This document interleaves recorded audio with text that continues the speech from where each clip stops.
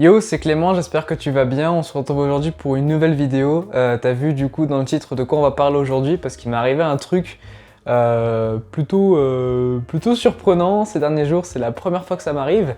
On a essayé de m'arnaquer tout simplement. C'est-à-dire qu'en fait, pour t'expliquer et pour te remettre un peu dans le contexte, j'ai lancé ma série du coup, comme t'as pu voir sur ma chaîne, où on fait de l'achat-revente de sneakers. Donc naturellement, j'ai mis la paire en vente sur plein de plateformes différentes. Donc je l'ai mise sur Vinted, Sneakmart, Facebook Marketplace et Le Bon Coin. Du coup, je reçois pas mal de petits messages et il y a un gars en fait qui m'a envoyé un message et qui m'a dit «Salut, la paire est disponible, tata». On a parlé et en fait, à la fin, c'était une arnaque complète et du coup, j'aimerais un peu vous décrire ça parce que c'était hyper culotté et c'était du phishing, c'était clairement ça. Et du coup, je voulais vous en parler pour vous apprendre un peu à reconnaître ce type d'arnaque. Il y a plein de gens qui sont pas forcément informés ou qui connaissent rien et qui pourraient très bien tomber dans le panneau et ça peut être grave parce qu'on peut vous soutirer quand même pas mal d'argent à cause de ça. Donc je voulais vous en parler. Du coup, le mec m'a envoyé un message sur Messenger, donc du coup, c'était via Facebook. Et je sais qu'il y a énormément d'arnaques quand ça passe par Le Bon Coin et Facebook, mais je me suis dit...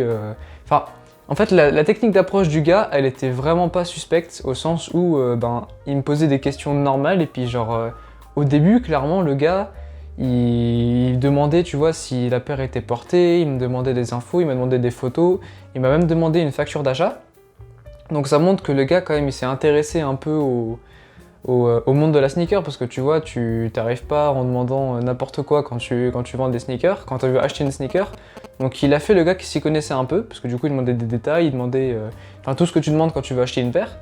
Du coup je pense que ça doit être un mec qui devait arnaquer précisément des vendeurs de sneakers, parce qu'il s'y connaissait quand même, tu vois, c'était pas des questions débiles, et c'était des questions pertinentes. Du coup, le pire, c'est que ça m'a pris beaucoup de temps, parce que du coup, en fait, ça s'est déroulé sur plusieurs jours, donc en fait, c'était une perte d'énergie incroyable. Et il faut faire gaffe, parce que du coup, j'ai l'impression que les techniques maintenant pour arnaquer les gens, elles sont de plus en plus poussées, et clairement, si t'es pas vigilant, tu peux te faire douiller, mais hyper facilement. Donc après, maintenant que j'ai du recul, j'arrive à mieux revoir un peu la scène, et il y a plein d'éléments du coup que j'ai pu relever qui en fin de compte montrent que c'était de l'arnaque, mais sur le moment, tu t'y rends pas forcément compte. Et c'est pour ça qu'il faut faire gaffe. Du coup, le gars, voilà, sur plusieurs jours, en fait, il me posait des questions. Après, voilà, quand je dis sur plusieurs jours, ça a duré peut-être 2-3 jours, mais c'est parce que le gars, des fois, il répondait pas et il me répondait que le lendemain. Mais je me suis dit, c'est peut-être normal, c'est le mec qui travaille, il a peut-être pas forcément le temps de répondre tout le temps. Du coup, sur le moment, j'ai pas trop capté. Et au bout d'un moment, il me demande, ouais, c'est possible d'effectuer l'envoi par la poste à telle adresse. Donc déjà, il me donne une adresse en France. Donc je me dis, ok, donc le gars est intéressé, il me donne son adresse, et en fait il voulait faire une simulation par la poste, de savoir combien ça coûterait. Donc je lui dis pas de soucis, je vais aller voir et je vous dis combien ça coûte. Donc je vais en bureau de poste, il y avait un monde pas possible, donc j'ai perdu bien 30 minutes là-bas d'ailleurs, et je fais la simulation, tac, du coup le mec je lui dis voilà ça vous coûtera, je sais plus, il y en avait pour 9,40€ je crois.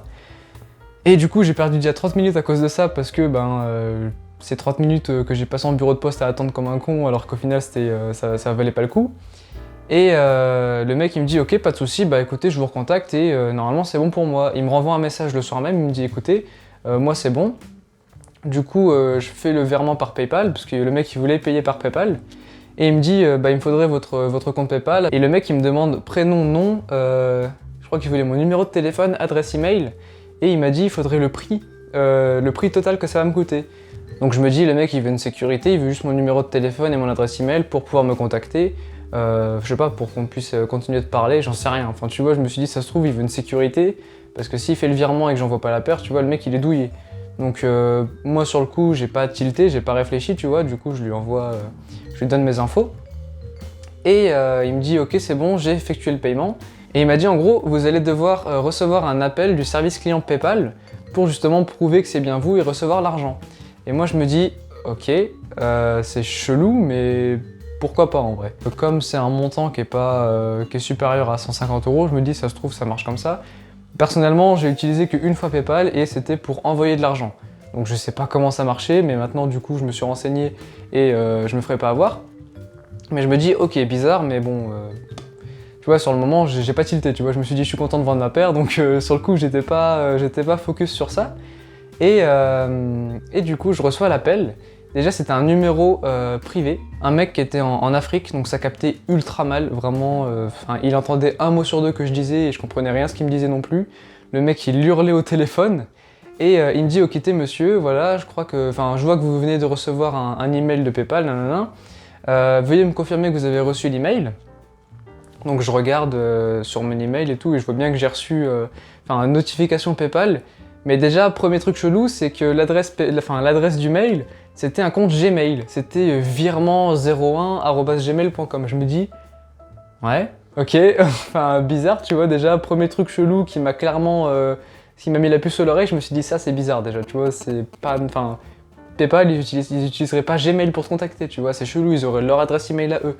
Et le mail, je vois, il est un peu chelou. Je vous mettrai des screenshots à l'écran.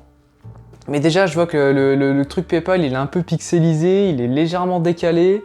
La façon dont c'est fait, c'est chelou. T'as des emojis coches sur le mail. Je me suis dit, mais qu'est-ce que c'est que ça? Et du coup, le mec me dit, voilà, veuillez me confirmer le mail, je sais pas quoi. Et il y avait un deuxième mail, du coup, avec soi-disant des déclarations de confidentialité, je sais pas quoi. Un article du code du commerce, un truc chelou, tu vois.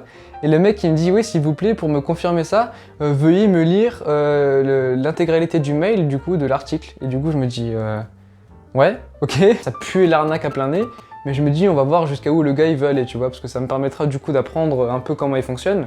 Et du coup ça me permet aussi de faire cette vidéo pour vous expliquer comment ça marche. Donc il m'a dit, en bas du mail vous avez un lien, il va falloir cliquer dessus, parce que on va effectuer un virement fictif, je crois, pour confirmer que c'est bien mon compte, que je vais devoir recevoir je sais pas quoi.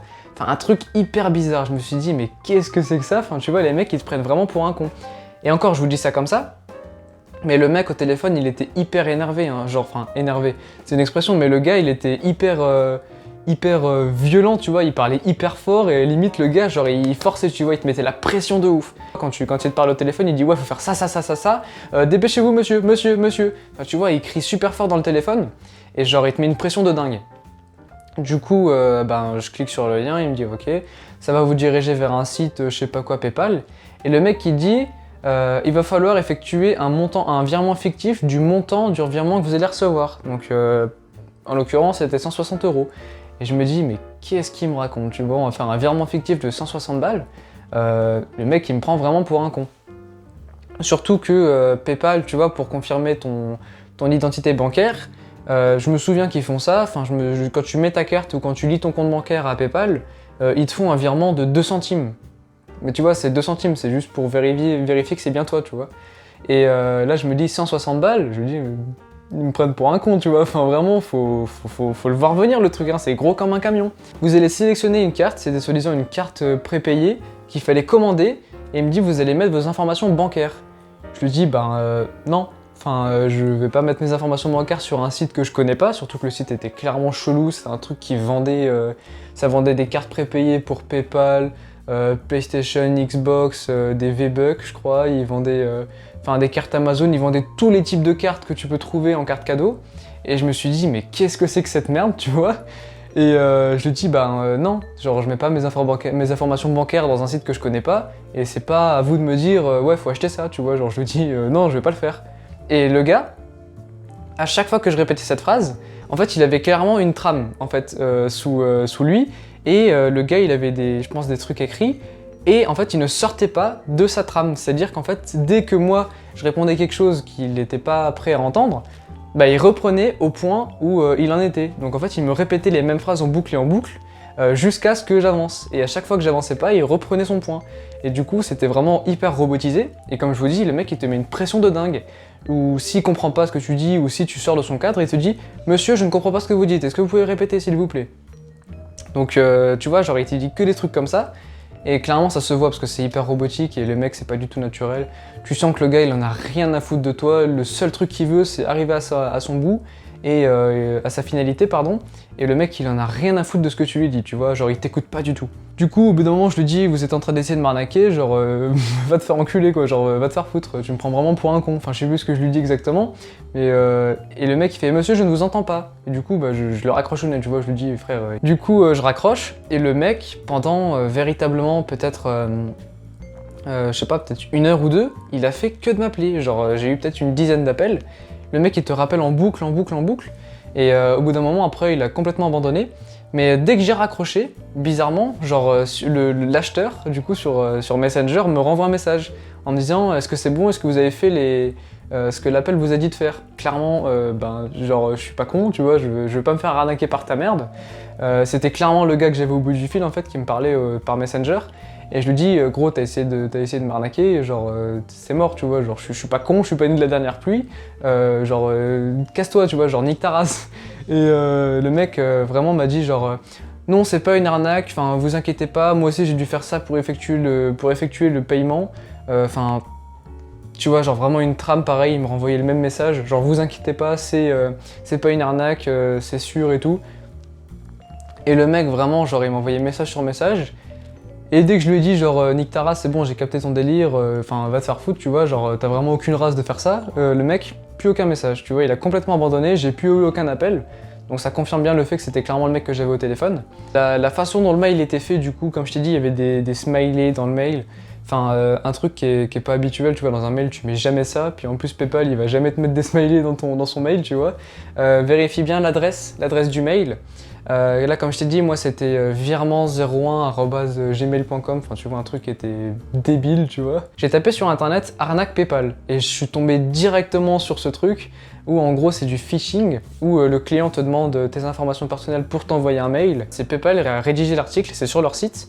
Et en fait, ils te disent, voilà, nous, lorsqu'on écrit un mail, on met jamais toutes les informations et on n'écrit jamais cher client, cliente ou cher monsieur avec son nom de famille. Et clairement, moi, dans le mail, je vois, c'est écrit cher, du coup, avec mon nom et mon prénom. Donc déjà, ça, c'était clairement cramé que c'était de l'arnaque.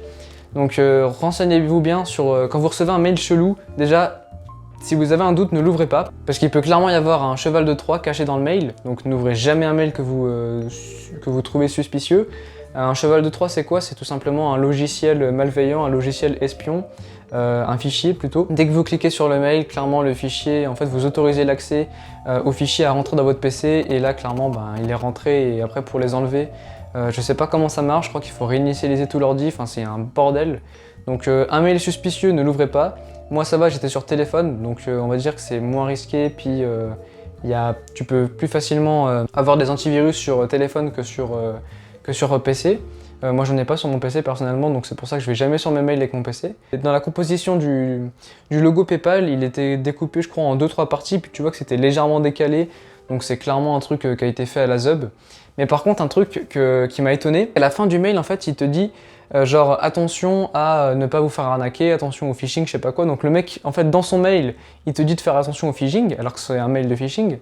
Et en fait il te met des liens vers le site de PayPal, le vrai site de PayPal, justement vers des articles du site en fait. Et du coup ça c'est grave parce que clairement il se fait passer pour PayPal et il utilise des liens qui redirigent vers le vrai site de PayPal. Donc clairement quelqu'un qui s'y connaît pas, il voit en cliquant sur le lien que ça le dirige vers le vrai site, il se dit c'est un mail de PayPal. C'est la fin de cette petite vidéo, si elle vous a été utile, mettez un petit pouce bleu, moi ça me ferait super plaisir. Et puis abonnez-vous à ma chaîne si vous voulez voir mes autres vidéos. C'était Clément, portez-vous bien, attention aux arnaques, gros bisous à vous, ciao!